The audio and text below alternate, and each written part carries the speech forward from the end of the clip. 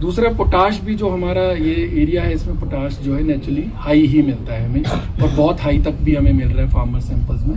तो पोटाश को स्किप करने की रिकमेंडेशन तो नहीं, बट आप उसको 50% तक सॉइल एप्लीकेशन को रिड्यूस कर सकते हैं।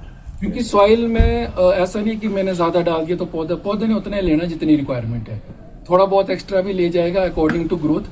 बट ये नहीं कि मैंने बहुत ज़्यादा डाल दिया तो प्लांट की एक अपना सिस्टम है, जितना उसको रिक्वायरमेंट है वो उतना ही करता है। और दूसरा जो हम फर्टिलाइजर्स डालते हैं, कई बार फार्मर जैसे लीफ टेस्टिंग करा के लाते हैं तो कभी कभी डेफिशिएंसी मिलती है, बावजूद इसके कि सॉइल में सफिशिएंट है।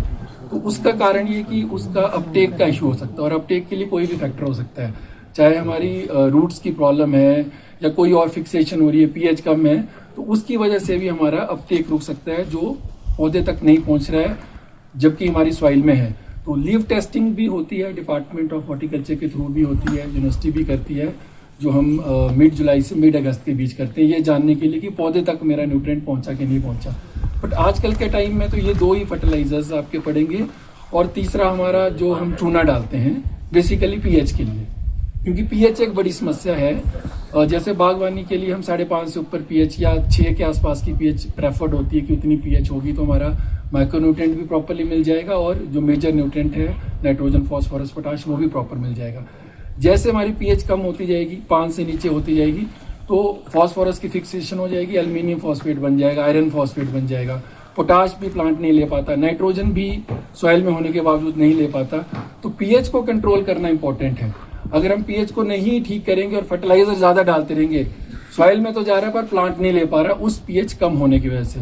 जैसे आप सभी लोग डालते हैं चूना, सारे फार्मर्स डालते हैं, तो उसका जो टाइमिंग आपने रखनी है, तो जैसे आप इस बार भी देख रहे हैं कई फार्मर्स के हमें फोन आ रहे थे कि बारिश इतनी लेट हुई कि अब खाद भी डालनी है और चूना भी डालना है, तो मुश्किल हो जाती है, हमें गैप देना पड़ता है। तो उसके लिए जो बेस्ट टाइम है ना, वो है अक्टूबर, क्योंकि आपका तुड़ान खत्म हो जाता है सितंबर मिड अक्टूबर तक, और मॉनसून का मॉइस्चर बचा होता है हमारे तौलिए में।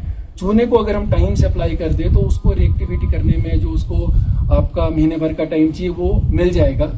और खादों के लिए हम फ्री हो जाते हैं कि जब भी आगे मॉइस्चर मिले, चाहे नवंबर में, दिसंबर में, जनवरी में, तो आपको चूने वाली डालने की टेंशन नहीं है। तो चूना तो हमें टाइम से ही अप्लाई कर देना चाहिए, क्योंकि उसका रोल तो सिर्फ ये है कि उसको मिट्टी में हाइड्रोजन हमारा ज़्यादा हो गया। पीएच कम होने का मतलब है कि हाइड्रोजन बहुत ज़्यादा हो गया।